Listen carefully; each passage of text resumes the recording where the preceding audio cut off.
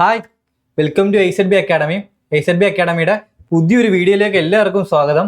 എൻ്റെ പേര് അനുരാജ്. ഞാനിന്ന് എത്തിയിരിക്കുന്നത് BSF RORM എന്ന് പറയുന്ന ഒരു എക്സാമിൻ്റെ ഓൾറെഡി അതിൻ്റെ PET ഒക്കെ കഴിഞ്ഞ് നിങ്ങൾ എന്താണ് കുറച്ച് പേരെങ്കിലും എന്തായിരിക്കും PET എന്ന് വെച്ചാൽ ഫിസിക്കൽ എഫിഷ്യൻസി ടെസ്റ്റ് പാസ്സായിരിക്കുന്നവരായിരിക്കും അല്ലേ. അപ്പോൾ നമ്മളുടെ അടുത്ത ലക്ഷ്യം എന്താണ്, ഇതിൻ്റെ അടുത്ത സ്റ്റേജ് എന്ന് പറഞ്ഞാൽ എന്താണ്, നമ്മൾ കഴിഞ്ഞൊരു വീഡിയോ ഇതിന് വേണ്ടിയിട്ട് അപ്ലോഡ് ചെയ്തിട്ടുണ്ടായിരുന്നു. അപ്പോൾ അതിനകത്ത് നമ്മൾ കുറച്ച് വ്യക്തമായിട്ട് കാര്യങ്ങൾ പറയുന്നുണ്ട്. ഇന്ന് നമ്മൾ വന്നിരിക്കുന്നത് ഈ BSF RORMൻ്റെ കട്ട് ഓഫ് അനാലിസിസ് എക്സ്പ്ലെയിൻ ചെയ്യാൻ വേണ്ടിയിട്ടാണ്.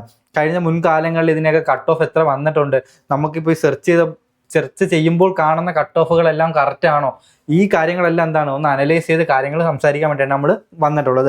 നമുക്ക് വീഡിയോയിലേക്ക് തന്നെ പോവാം. ഇപ്പം ഈ എക്സാം ആർക്കാണുള്ളത്? വളരെ കുറച്ച് ആൾക്കാർക്ക് മാത്രമേ എന്ത് ചെയ്യാൻ കാണുള്ളൂ. ഇപ്പം നിലവിൽ ഈ എക്സാം ഫിസിക്കലി പാസ്സായി നിൽക്കുന്നുണ്ടായിരിക്കുള്ളൂ. അപ്പം നിങ്ങൾ എന്ത് ചെയ്യുക, നിങ്ങൾക്ക് നിങ്ങളുടെ ഫ്രണ്ട്സ് ആരെങ്കിലും ഇത് പാസ്സായി നിൽപ്പുണ്ടെങ്കിൽ അവരിലേക്ക് വീഡിയോ എത്താൻ വേണ്ടി മാക്സിമം ഒന്ന് അവരിലേക്ക് അയച്ചു കൊടുക്കാൻ വേണ്ടിയിട്ട് ശ്രമിക്കുക.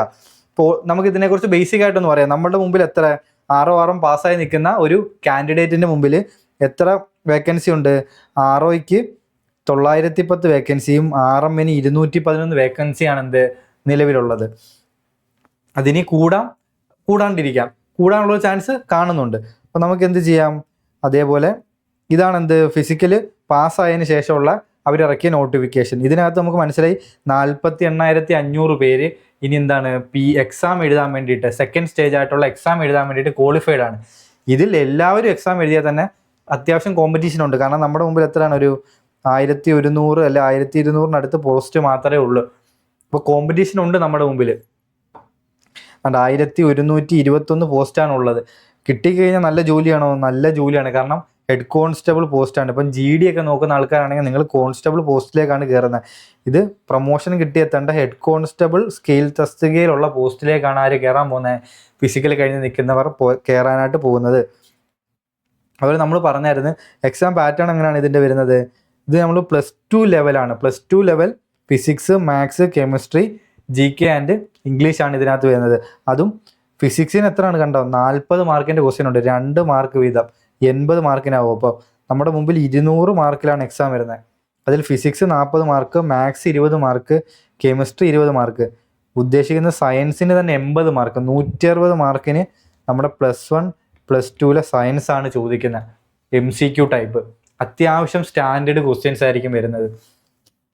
വേറെ ഒരു എക്സാമിന് ഇപ്പോൾ GD അല്ലെങ്കിൽ നമ്മുടെ HCM ASI, BSF HCM ASI ഇതേപോലുള്ള പോസ്റ്റുകൾക്കും അതേപോലെ നമ്മൾ പഠിക്കാൻ പോകുന്ന ബാക്കി SSC RRB പോസ്റ്റുകൾക്കും എല്ലാം നമ്മൾ പഠിക്കുന്ന ഒരു സിലബസ് ഉണ്ടല്ലോ.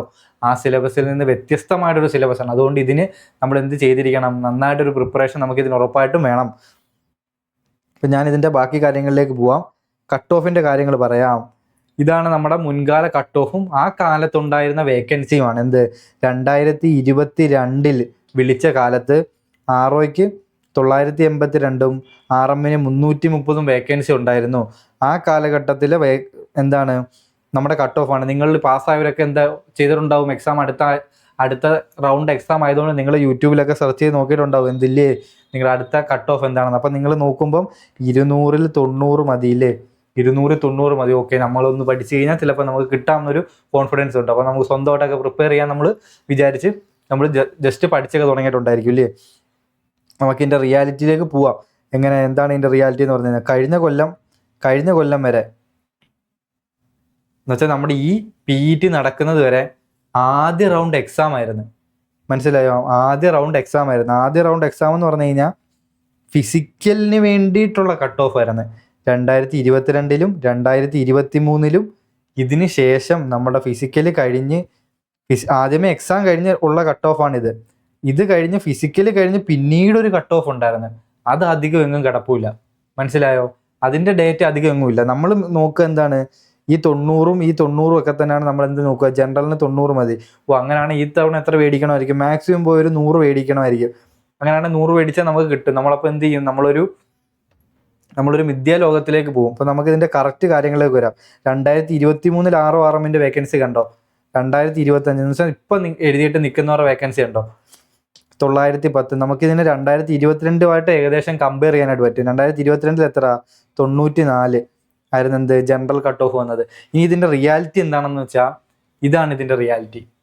കാരണം 2022-ൽ RORMൻ്റെ 982 ആയിരുന്നു എന്ത് അതിൻ്റെ വേക്കൻസി കൂടുതലാണ്. ഏതിന്?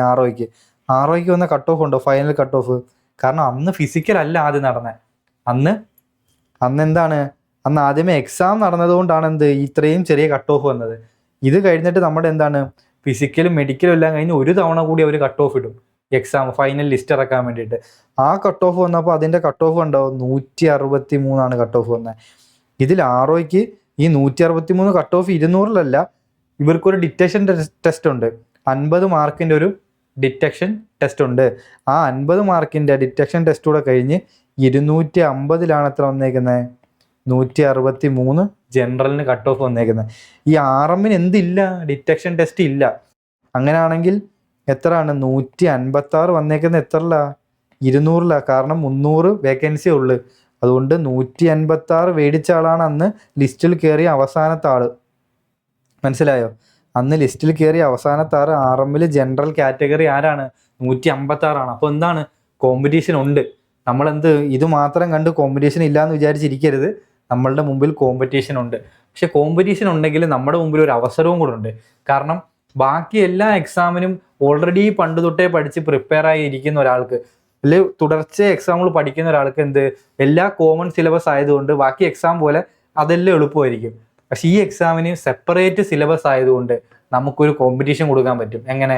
നമ്മളും ആദ്യം തൊട്ട് പഠിക്കണം, ഓപ്പോസിറ്റ് നിൽക്കുന്ന ആളും എന്ത് ചെയ്യണം? ആദ്യം തൊട്ട് പഠിക്കണം.